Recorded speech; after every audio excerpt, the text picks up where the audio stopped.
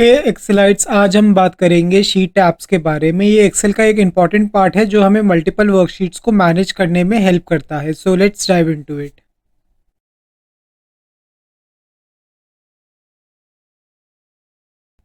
चलिए अब हम बात करते हैं वर्कशीट टैब्स के लोकेशन के बारे में। अगर आप एक्सेल का वर्कबुक खोलते हैं तो बॉटम में जो वाइट या फिर कलर टैब्स आपको दिखते हैं उन्हें हम शीट टैब्स कहते हैं। ये टैब्स हमें वर्कबुक के अंदर मल्टीपल वर्कशीट्स के बीच में स्विच करने की फैसिलिटी देता है और हर टैब एक इंडिविजुअल वर्कशीट को रिप्रेजेंट करता है।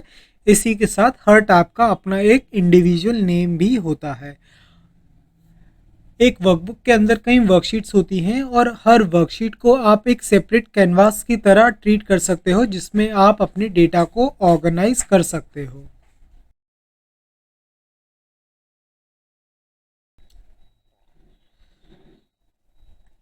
तो चलिए अब देखते हैं शीट टैब काम कैसे करते हैं। बाय डिफ़ॉल्ट आपको पहला टैब शीट 1 के नाम से मिलता है जैसे ही आप एक नई वर्कबुक क्रिएट करते हैं, लेकिन अगर आपको ज़्यादा शीट्स चाहिए तो आप इजीली नए टैब्स को या फिर नई शीट्स को ऐड कर सकते हो प्लस के आइकन पे क्लिक करके या फिर शॉर्टकट शिफ्ट प्लस F11 का यूज़ करके।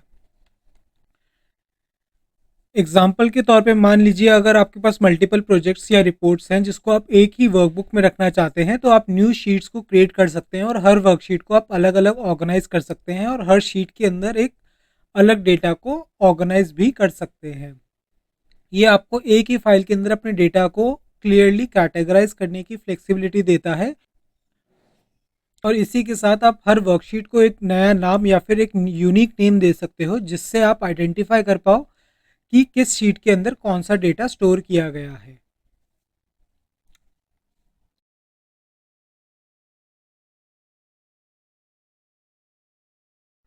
तो चलिए अब बात करते हैं कि वर्कशीट का नाम कैसे चेंज किया जाता है। जो डिफ़ॉल्ट नेम देता है एक्सेल वो देता है शीट 1, शीट 2, शीट 3। यानी कि जैसे जैसे आप शीट्स को ऐड करते रहते हो जो इसकी न्यूमेरिकल वैल्यू है वो एक से इंक्रीमेंट होती चली जाती है।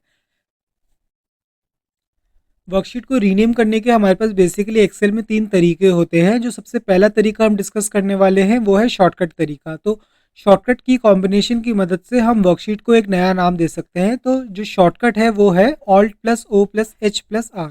जैसे ही आप इस शॉर्टकट कॉम्बिनेशन का यूज़ करते हैं एक्सेल आपको वर्कशीट को रीनेम करने का ऑप्शन देता है। इस शॉर्टकट कॉम्बिनेशन को कीबोर्ड में प्रेस करने के बाद आप अपनी वर्कशीट का नया नाम टाइप कर सकते हैं और एंटर हिट करके उसे फाइनलाइज भी कर सकते हैं। चलिए अब दूसरा तरीके की बात करते हैं। दूसरे तरीके में जिस भी वर्कशीट को आपको रीनेम करना होता है आप उसकी वर्कशीट के टैब को सिलेक्ट कीजिए और उस पर राइट क्लिक करके रीनेम के ऑप्शन को चूज़ कीजिए। जैसे ही आप रीनेम का ऑप्शन चूज़ करते हैं एक्सेल आपको अपनी वर्कशीट के नेम को एडिट करने का मौका देता है। आप अपनी वर्कशीट का नया नाम टाइप कीजिए और उसके बाद एंटर हिट कीजिए और आपकी वर्कशीट जो है वो रीनेम हो जाएगी।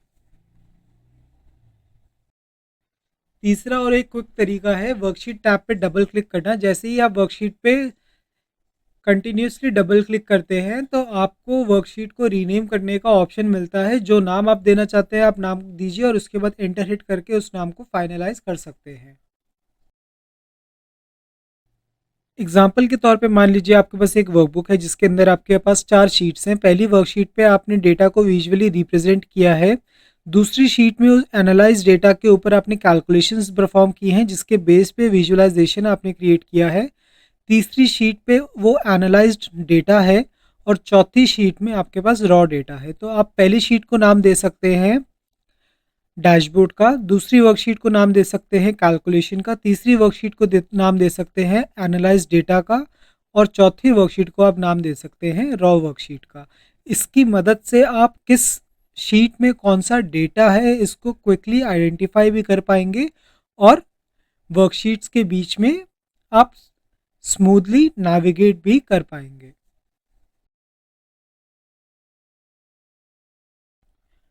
तो चलिए अब बात करते हैं शीट टैब को रीऑर्डर कैसे किया जाता है। आप अपनी वर्कशीट टैब को इजीली ड्रैग करके रीऑर्डर कर सकते हैं। ये काफ़ी कन्वीनियंट होता है जब आपको शीट्स को लॉजिकली अरेंज करना है। फॉर एग्जांपल अगर आपको सेल्स डेटा शीट को पहले रखना है और एनालिसिस शीट को बाद में, तो बस शीट टैब को ड्रैग करके अपनी डिज़ायर्ड पोजीशन पे आप ला सकते हैं। शीट को रीलोकेट करने का एक तरीका और भी है और वो तरीका है शीट लिस्ट बॉक्स का यूज़ करके।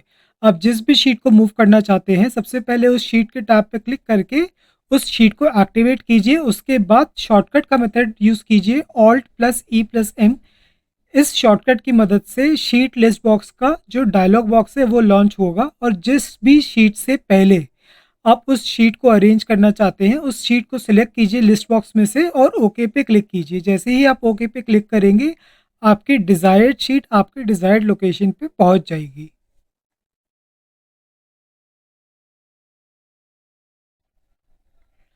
चलिए अब बात करते हैं कलर कोडिंग शीट टैब्स के बारे में। तो आप अपने एक्सेल के शीट के टैब्स को कलर कोड भी कर सकते हैं, यानी कि हर एक टैब को आप एक कलर असाइन कर सकते हैं। ये फीचर तब हेल्पफुल होता है जब आप विजुअली कैटेगराइज करना चाहते हैं और डिफरेंशिएट करना चाहते हैं डिफरेंट टाइप्स ऑफ वर्कशीट के बीच में। जैसे मान लीजिए आपकी वर्कबुक में अलग अलग डिपार्टमेंट्स की शीट है, जैसे कि सेल्स की एक शीट है, मार्केटिंग की एक शीट है और फाइनेंस की एक शीट है। तो आप सेल्स शीट को ब्लू कलर दे सकते हैं, मार्केटिंग शीट को आप ग्रीन कलर दे सकते हैं और फाइनेंस शीट को रेड कलर दे सकते हैं, ताकि आप इन टैब्स को देख के इन कौन सी शीट में कौन सा डेटा रखा गया है इसे आइडेंटिफाई कर पाएँ। तो शीट टैब को कलर चेंज करने के बेसिकली हमारे पास दो तरीके होते हैं। पहला है शीट टैब को सिलेक्ट करके उस पर राइट क्लिक करके टैब कलर चूज़ करना, और दूसरा है शॉर्टकट तरीका जिसमें हम एक शॉर्टकट कॉम्बिनेशन यूज़ कर सकते हैं जो कि है Alt+O+H+T। इसके बाद हम अपना डिज़ायर्ड कलर को चूज़ करके इंटर हिट कर सकते हैं या फिर ओके पे क्लिक कर सकते हैं और हमारी जो वर्कशीट है वो उसका जो कलर है वो चेंज हो जाएगा।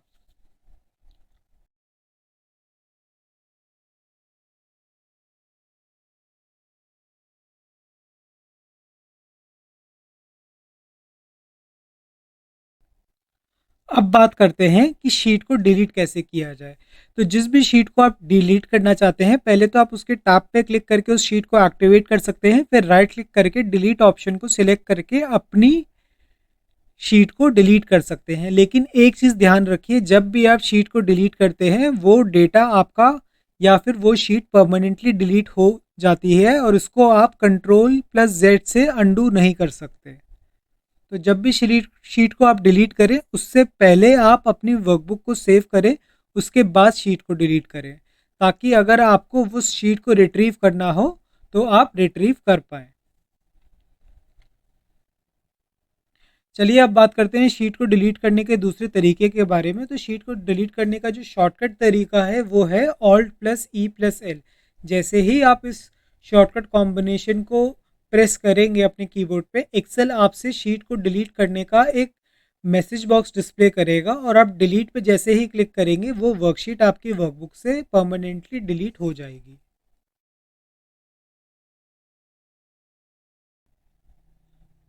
चलिए अब बात करते हैं वर्कशीट को हाइड और अनहाइड कैसे किया जाता है। अगर आपको किसी भी शीट को टेम्परेली हाइड करने की ज़रूरत पड़ती है तो आप उस शीट को पहले सिलेक्ट कीजिए, उसके बाद उसके शीट टैब पे राइट क्लिक कीजिए और उसके बाद हाइड के ऑप्शन को सिलेक्ट कीजिए और उसके बाद जो आपकी शीट है वो हाइड हो जाएगी टेम्परेरी बेसिस पे। अगर आप उस शीट को अनहाइड करना चाहते हैं तो आप किसी भी शीट के टैब पे राइट क्लिक करके अनहाइड का ऑप्शन चूज़ कर सकते हैं। उसके बाद एक डायलॉग बॉक्स ओपन आएगा, उसके बाद उसमें से आप अपनी वर्कशीट को सिलेक्ट कीजिए जिसको आप अनहाइड करना चाहते हैं और उसके बाद अनहाइड पे क्लिक करके उस वर्कशीट को अनहाइड कर सकते हैं। वर्कशीट को हाइड करने का जो शॉर्टकट है वो है Alt+O+HH। इससे वर्कशीट हाइड होती है। और वर्कशीट के अनहाइड करने के डायलॉग बॉक्स को लॉन्च करने का जो शॉर्टकट है वो है Alt+O+H+U। तो इन दोनों शॉर्टकट का आप यूज़ करके शीट को हाइड और अनहाइड कर सकते हैं।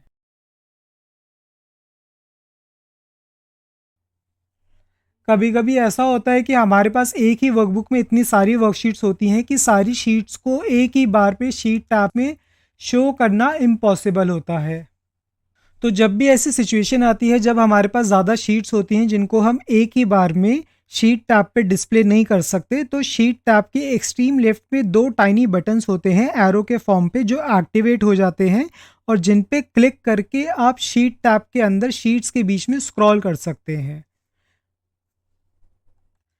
इन दो बटन की मदद से आप शीट टैब पे लेफ्ट टू राइट या फिर राइट टू लेफ्ट स्क्रॉल कर सकते हैं, लेकिन किसी शीट को सिलेक्ट या फिर एक्टिवेट नहीं कर सकते। शीट टैब पे इन दो बटन की मदद से स्क्रॉल करने के लिए आपको इन बटन के ऊपर माउस से लेफ्ट क्लिक करना होगा। अगर आप लेफ्ट जाना चाहते हैं तो लेफ्ट बटन पे क्लिक कीजिए, और अगर आप राइट जाना चाहते हैं तो राइट बटन पे क्लिक कीजिए। ये दो टाइनी बटन्स आपको एक्सेल के एक और पावरफुल फीचर को एक्सेस करने में मदद करते हैं, और वो है शीट लिस्ट बॉक्स का डायलॉग बॉक्स। तो लेफ्ट क्लिक करके आप स्क्रॉल कर सकते हैं, और इन दोनों बटन पे राइट क्लिक करके आप शीट लिस्ट बॉक्स का डायलॉग बॉक्स लॉन्च कर सकते हैं, जिसमें जितनी भी वर्कशीट्स हैं आपकी वर्कबुक के अंदर, उन सारी वर्कशीट्स की लिस्ट होती है, और आप किसी पे भी क्लिक करके उस शीट पे क्विकली नेविगेट कर सकते हैं। सो एक्सलाइट्स, ये थी हमारी शीट टैब्स की डिस्कशन। अब आपको पता है कैसे आप अपनी वर्कशीट को एफिशिएंटली मैनेज कर सकते हो एक वर्कबुक के अंदर। आप शीट्स को रीनेम कर सकते हो, री ऑर्डर कर सकते हो, कलर कोड कर सकते हो, और इवन अनहाइड और हाइड भी कर सकते हो। और अगर आपके पास ज़्यादा शीट्स हो तो आप इजीली स्क्रॉल बटन्स का यूज़ करके शीट्स के बीच में स्क्रॉल कर सकते हो। इसकी मदद से आप अपने वर्कफ्लो को और भी ज़्यादा स्ट्रीमलाइन और एफिशिएंट बना सकते हो। तो एक्सेल का शीट टैब एक सुपर कन्वीनियंट फीचर है, जिसको आप काम को ऑर्गेनाइज और सीमलेस बनाने के लिए यूज़ कर सकते हैं।